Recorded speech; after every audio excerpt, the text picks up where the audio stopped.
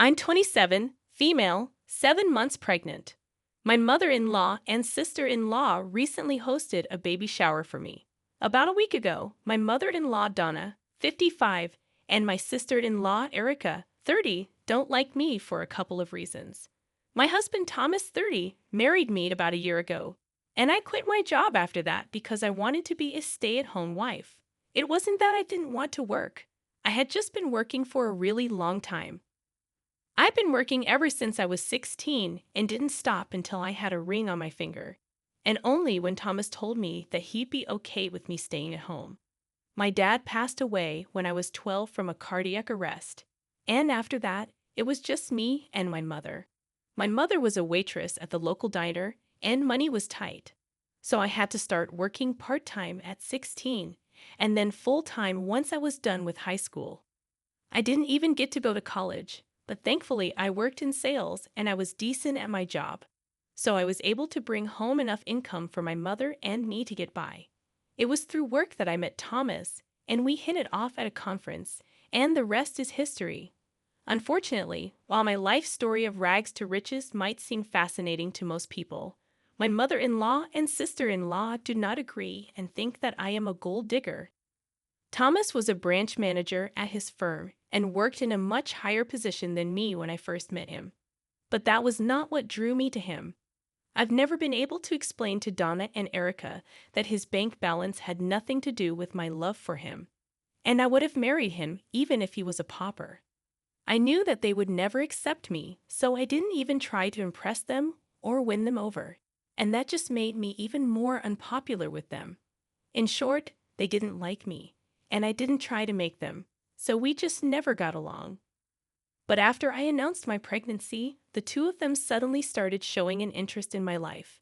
And I guess that was because I was carrying Thomas's future child, because otherwise, they would avoid talking to me as much as they could, and would only be civil to me out of courtesy. They started being very helpful and kind to me after the pregnancy announcement, and Thomas believed that they were finally warming up to me. But I could tell that something fishy was going on. It was just my sixth sense. I couldn't bring myself to fully trust them. But after a couple of months when they still hadn't said or done anything cruel to me, I started to believe that maybe they were actually trying to make amends for all the digs and insults in the past, implying that I was a gold digger and I was with Thomas just for his money. So I started trusting them and thought of them as my well-wishers, which they most certainly are not. A couple of weeks ago, they asked me if I was okay with them hosting a baby shower for me. By then, they had established enough trust with me, so I greenlit it, and even provided them with a list of guests I wanted to be invited to my baby shower. My mother wanted to be involved in the planning, but Donna and Erica told her that they'd got it, and that she didn't need to worry about anything. I guess I should have known right then, and there was something weird going on, but I didn't suspect anything. I figured that they just wanted it to be a surprise for me, so they didn't want my mother to be involved. Weeks passed, and I didn't hear anything about the baby shower until they sent me an invitation. I even checked in with all the guests that I had asked for, and all of them received it as well. So I believed that they were doing everything perfectly, and I was actually happy. Then, last week, finally on the day of the baby shower, I accidentally read the time wrong and showed up an hour early at the venue. They wanted it to be an all-women event because they wanted to take the more traditional route, and I was okay with it. So my husband wasn't there, and I had to take a cab to get to the venue because I didn't feel like driving. Once I got there, I realized that I was an hour early since I couldn't see any cars in the parking lot apart from donors. So I decided to give them a surprise and made sure that I headed towards the doors very quietly so they wouldn't hear me coming. Then I peeped in to check out what they were up to. I saw them casting a video on a screen that they'd set up, and it was just the two of them having a go at me in the video, saying the most horrible things about me and then laughing. I could tell that the video was from quite a while back because in the video, Erica had blonde hair, and she only had that shade around the time of my wedding. So I guessed that this video had probably been recorded at that time. I was horrified at the things that they were saying, and I couldn't believe that they were playing this in the place where they were supposed to host my baby shower. One of the things that Erica said was that she knew for a fact that I'd probably get pregnant within the first year of my marriage so that I could really tie her brother down. And he'd never be able to escape ever. And even if he tried to, I would always have the child support and alimony to look forward to. And then the two of them laughed in the video and also in real life. I couldn't take it anymore, so I decided to enter the room and confront them about that video. They were pretty startled to see me and tried to stop sharing it on that screen. But they didn't know that it was already too late, and I'd seen everything that they didn't want me to see. I asked them why they were playing that video and when they had even recorded it or why. So Erica tried to explain to me that this was a roast video that they had recorded from my wedding. But they didn't actually get to play it because Thomas threatened to cut ties with them if they pulled off something like that. And honestly, good thinking on his part because I wouldn't have been able to tolerate this at my wedding. I know that roasts are meant to be funny, but it's only funny when people who you love are the ones roasting you. Not so much when you know that the people saying terrible things about you actually mean those things. And I knew for a fact that Erica and Donna meant every single word of what they were saying in that video. They tried to tell me that they had included the pregnancy joke so they could play it at the baby shower and pass it off as a joke, since now Thomas couldn't have a say in this. Then they told me that the intention of the video was to show that this is what they used to think of me back then when I first married Thomas. But now I was really a part of the family. They had accepted me, and apparently, they even had a big speech planned after that video where they were going to tell me how much they loved me and what I meant to them. They said that the intention of playing this video was to show how far we had come as a family. But I didn't buy it. I stormed out of the place, called Thomas, and demanded that he pick me up and take me back home. I explained everything to him on the phone, and since he already knew what video I was talking about, he got everything instantly, and I didn't have to waste much time. After I was done with the phone call, Donna and Erica came running out of the venue after me to convince me to stay and kept asking me to forgive them. They didn't consider how I would feel on watching this video. They were only thinking about how heartfelt this would seem, but now they realized that this was a stupid idea. They kept telling me that they didn't mean to hurt me, but that meant nothing to me because I had trusted them with my baby shower. And they had completely shattered all the trust I had put in them by planning to play that video. I told them to back off, but they didn't listen to me and kept trying to get me to stay. So I finally just snapped and told them that I wasn't interested in whatever they planned for me because now I knew what they really thought of me.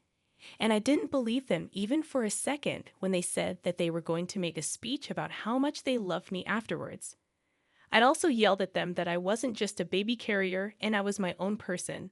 So if it took a pregnancy to make them approve of me, then I didn't need that approval at all. And we could go back to not having a relationship like before because I would prefer that rather than being a part of their fake and pretentious little club.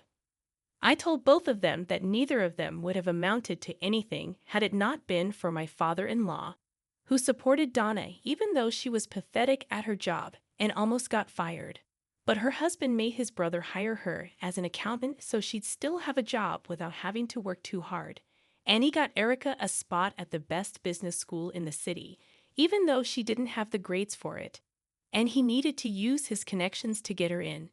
Neither of them knew about these things, and only Thomas and his father were aware of it. But he's told me these family secrets a long time back, to make me feel better after a particularly horrible dinner at his parents' house where Donna and Erica wouldn't stop mocking me. Their faces fell when I brought that up, and they looked even more upset when I told them that they had absolutely nothing to be so proud and arrogant about because if they had to face the same kind of struggles in their lives as I had to, then they probably wouldn't be so smug.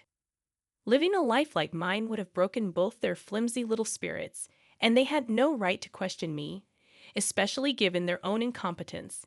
In the meantime, Thomas pulled up, and I got into his car, and then we left the venue without any further discussion. They still tried to talk to me while I was leaving, but I rolled up my windows and we drove away. Thomas had heard the last part where I was yelling at them and talking about whatever my father-in-law had done for them, and he told me that he didn't think it was a good idea for me to tell them about it. I didn't reply to that, and he didn't bring it up later. Of course, the party and everything had to be canceled at the very last moment because I wasn't even there, and nobody apart from my mom knew the real reason why until my husband told his relatives to explain why the event had to be called off. Most of them are on my side, which means that Erica and Donna don't have anybody.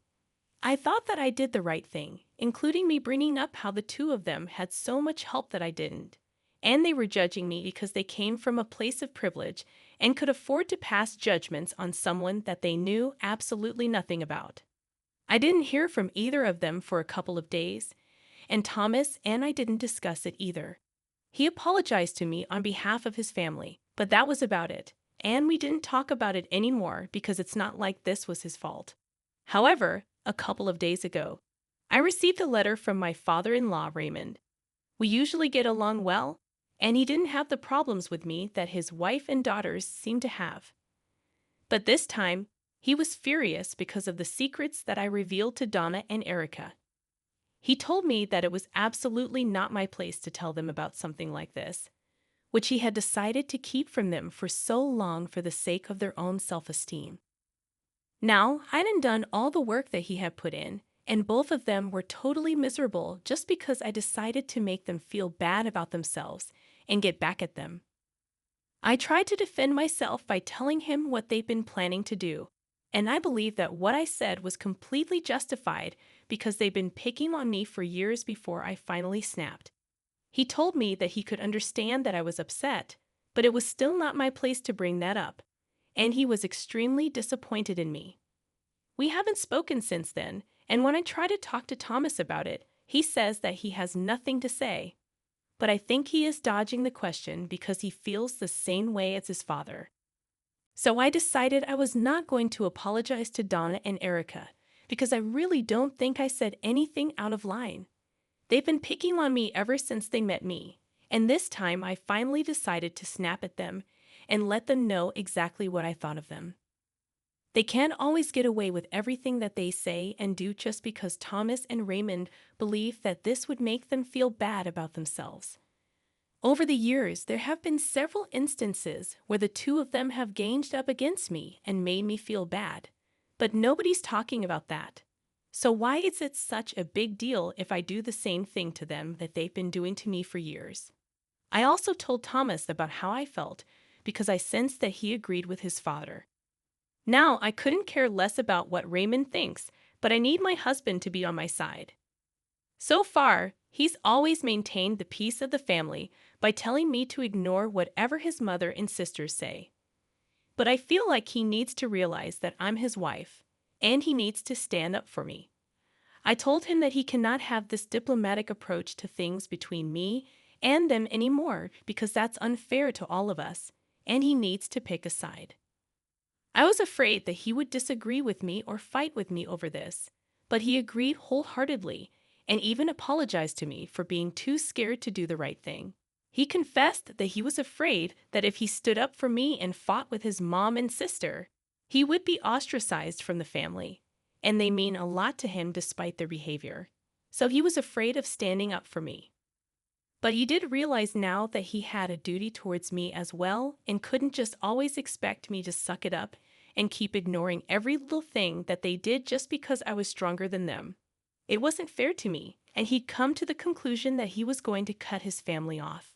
I was touched because I know what family means to him, but I guess now it's about time that there are some real consequences to Donna and Erica's actions, because I still haven't forgiven them for whatever I saw in that video, and they haven't even apologized to me or reached out to me after I left that day.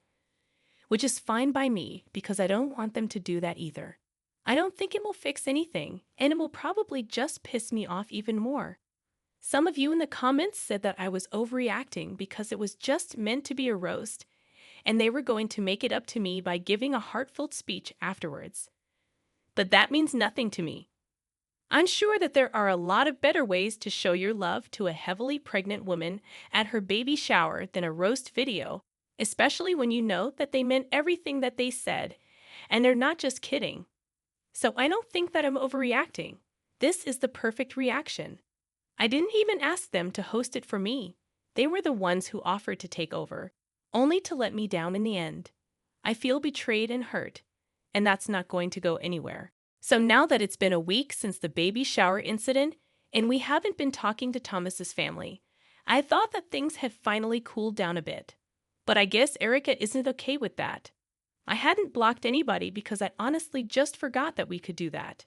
So I got a text from her early this morning where she started off pretty well and apologized to me because they hadn't thought things through while preparing for the baby shower. But then she said that she wanted an apology from me for both her and Donna because she believed that what I said was out of line. I could hardly believe the audacity to ask me for an apology after what I saw that day, and especially after the way they'd been treating me for the past couple of years. They never even gave me a chance and just assumed I was a gold digger without bothering to even get to know me. At least the things that I said about them were true. Erica said in her text that it was not my place to say things like that about them, and even if they did come from a place of privilege, it was none of my business. Which was just so ironic because they'd always made it a point to remind me where I came from. And now these were the same people saying that it was none of my business where they came from. To them, my being poor was an actual problem, and they just couldn't accept the fact that I didn't come from a financially wealthy background like they did. They felt free to criticize me for it all they wanted to, but now that they're getting a taste of their own bitter medicine, they don't like it. I treated that text as a joke because honestly, what was I even supposed to say to that? It was a ridiculously entitled and tone-deaf thing to say, which is what I expected of Erica, so I'm honestly not surprised. I know they wanted an apology, and I probably should have responded with something snarky or mean to put them in their place, but it just didn't seem worth it. If I replied to them, that would just lead to more, and that's the last thing that I needed. So I ignored it because Thomas was right. The only thing that I could do was ignore them and hope that they would go away. It's kind of sad because I actually believed that we were becoming friends over the course of my pregnancy. But evidently, I was mistaken. These two idiots are too stupid to actually be friends with anyone apart from like-minded idiots. I haven't told Thomas about this yet because he hasn't come home from work. But as soon as he does, I'm going to fill him in and see what he has to say about Erica sending me this text. We haven't been discussing them at all ever since the last update, so I think it's been a couple of days now, and it sucks that I have to bring it up again because I know he's hurting.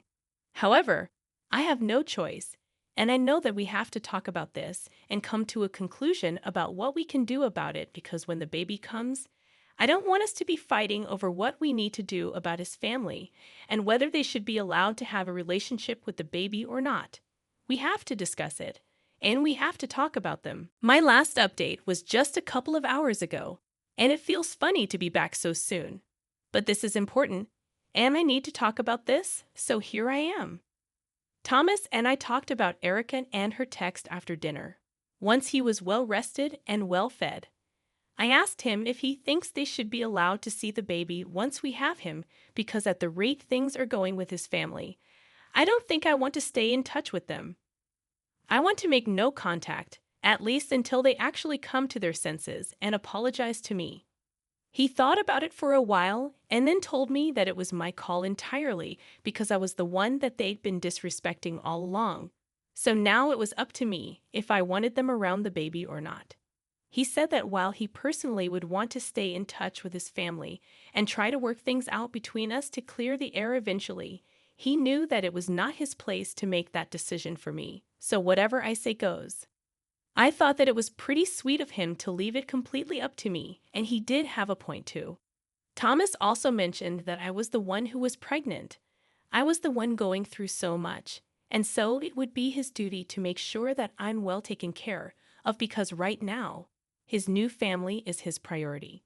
So he left it up to me what we should do about his family. I told him that I was going to take some time to think about it and then let him know eventually. It's too soon for me to come to a decision right now. Update 4. I guess I made my decision. I don't think I'm going to allow Thomas's crazy family around me or my child anymore. I was willing to give them the benefit of the doubt, but now I know that they are incapable of change, and I don't want my baby around them in any capacity. Thomas had a day off today, and he was staying at home with me to spend some quality time, which was really lucky for me. Today, all three, Erica, Donna, and Raymond, showed up at the house to have a discussion with me about my behavior. They claimed that they were here to discuss things, but it felt more like an ambush, and I was really lucky to have Thomas there because he nipped it in the bud and told them all to go home since I wasn't willing to speak to them. Erica was the one who was the most angry about all of this, and I could hear them all arguing on the front steps. She was telling him that the only reason that they'd ever doubted me and my intentions was because they were looking out for him since I didn't come from a financially stable background. They didn't want him to get stuck with a gold digger, which is why they've been giving me such a hard time. I was furious and almost went to the porch to argue with them myself. But Thomas handled it pretty well and tore them a new one. He called them a lot of names that I don't want to repeat here, told them off, and even informed them that when the baby was here, they wouldn't be allowed to see any of us because they were disrespectful and were blatantly crossing all boundaries possible. After a couple of minutes, Raymond intervened and told Thomas that he was cutting him out of the family until he came to his senses and divorced me because I was apparently leading him away from them. And then they left. Thomas seemed relieved when he came back to me, and we spent the rest of the afternoon just talking and making fun of everybody behind their backs. So I'd say that this was a great day, and I'm pretty content with how things turned out.